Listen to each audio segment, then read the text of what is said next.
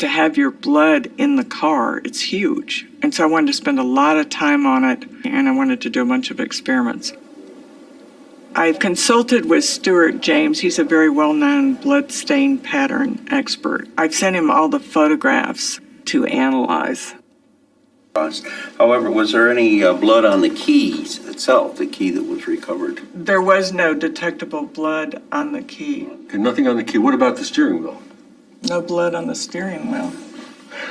That's, No blood on the door handle getting into the car. well, how can it be said, like, I think I read it in some testimony, that that would be consistent with an active source of bleeding, that little stain? And yet, there's no blood on the steering wheel and no blood on the exterior door handle. The gear shift level, after you put Well, the key in and start it, you would have to... Yeah, what about the gear shift level? The gear No shift blood right there. on the gear shift.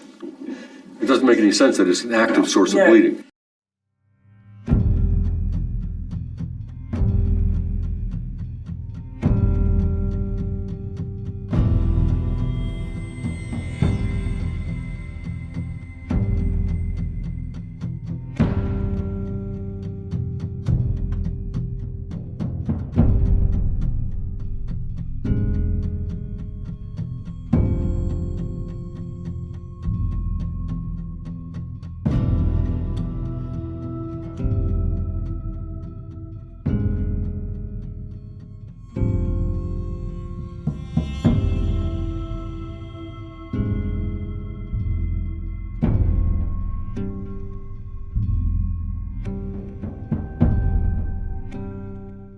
Given the location of these 6 areas, including the CD case, the 2 seats, the flakes in front of the seat, and on the area adjacent to the ignition, and then the rear one, given these separate locations, it's inexplicable how an actively bleeding person Exactly. could go about and produce all these The in that way. selective depositing of What you're saying blood. is the dots aren't connected. The dots are far from connected. The dots They're, should be connected. they're in The different blood books, dots should actually. be connected.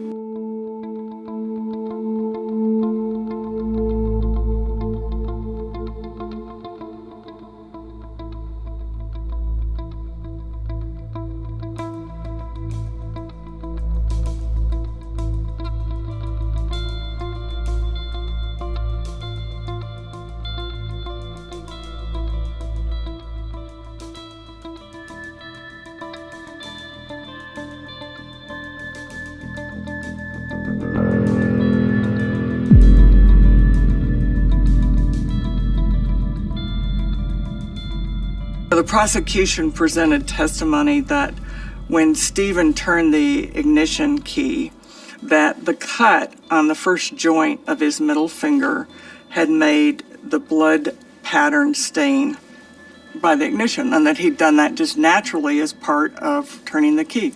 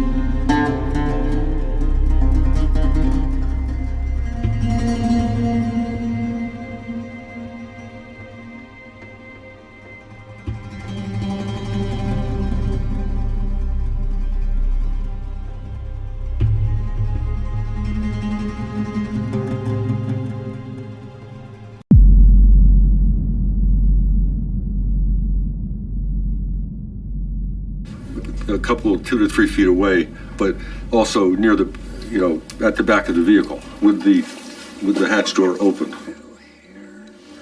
Okay, it's just a sling back.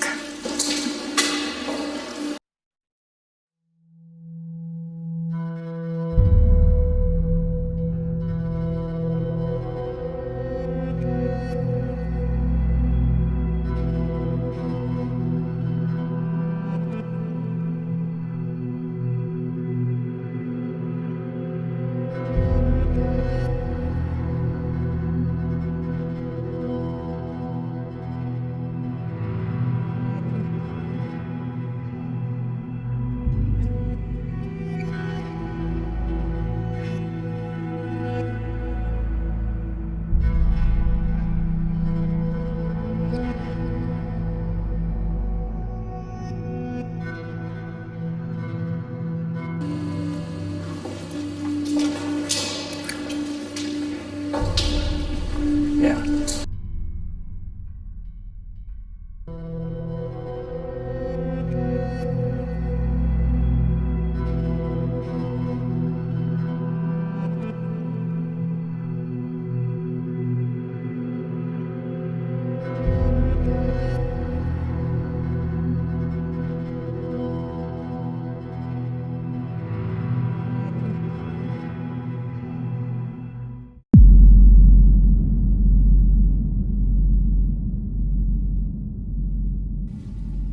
The blood in the car, there was no mixture of the victim's blood and Stephen Avery's blood. If you follow the logic of, although it's horrible to say, putting the victim in the back while you're bleeding and then getting in the car and driving, and the victim's blood is only in one spot and the supposed assailant is always in another, you know that they've been in contact. So why isn't there a mixture? Why isn't it get spread around?